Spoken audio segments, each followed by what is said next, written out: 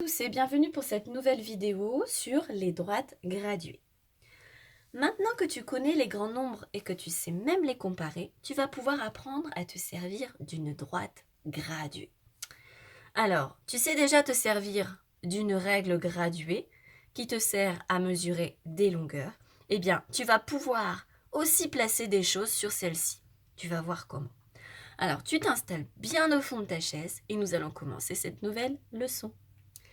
Alors, une droite graduée, c'est une ligne droite sur laquelle on indique les nombres dans l'ordre croissant, c'est-à-dire du plus petit au plus grand. Comme tu le sais déjà avec ta règle, on indique grâce à des petits bâtons, des petits traits, où se trouvent les nombres. Mais comme il n'y a pas assez de place, nous ne pouvons pas tout marquer. On écrit alors uniquement les nombres les plus importants. Et comme tu sais compter, tu sauras retrouver quels sont les autres nombres. On fait un petit exemple? Allez, regarde, là j'ai une ligne graduée. Elle commence par 0 et elle finit par 15. Eh bien celle-ci, elle est graduée, tu vois, de 1 en 1. C'est-à-dire qu'à chaque fois que je change de bâton, je rajoute plus 1. 0, 1, 2, 3, 4, 5, 6, 7, etc. D'accord? Donc, si je veux placer sur cette ligne graduée le nombre, par exemple 4, je n'ai qu'à compter, je démarre de 0 et je fais 1, 2, 3, 4. Et là, hop, mon nombre 4 se trouve ici. Ça va?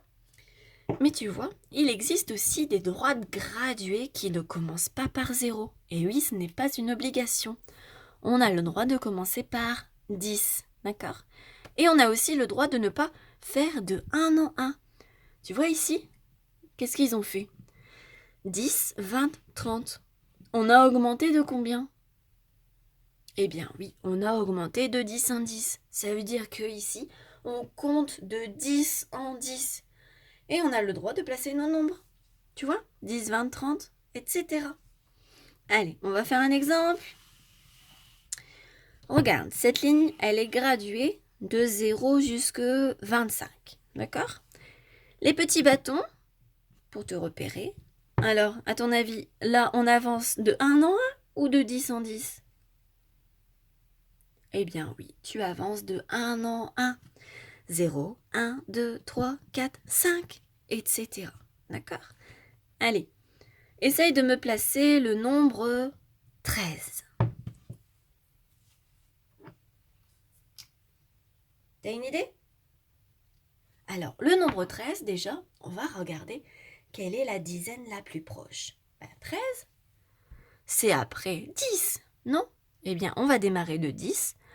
10, 11, 12, 13. Donc, je le mets ici, le 13. Ça va?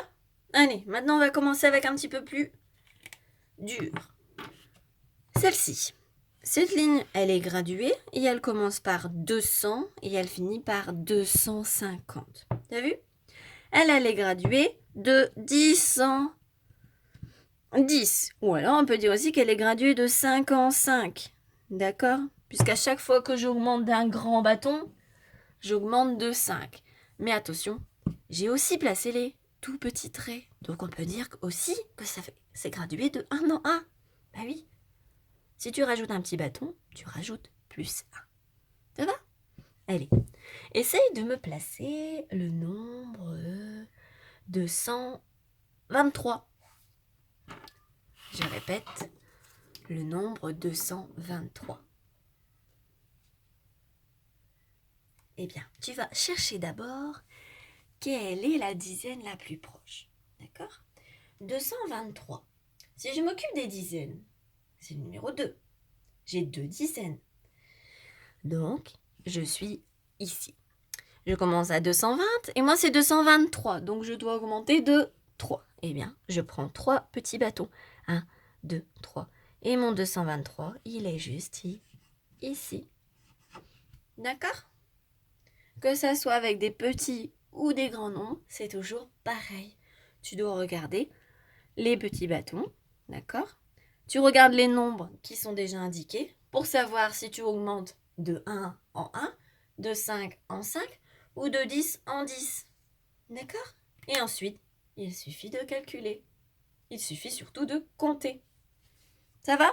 Allez, on va voir si tu as réussi à comprendre avec les exercices. Bon courage!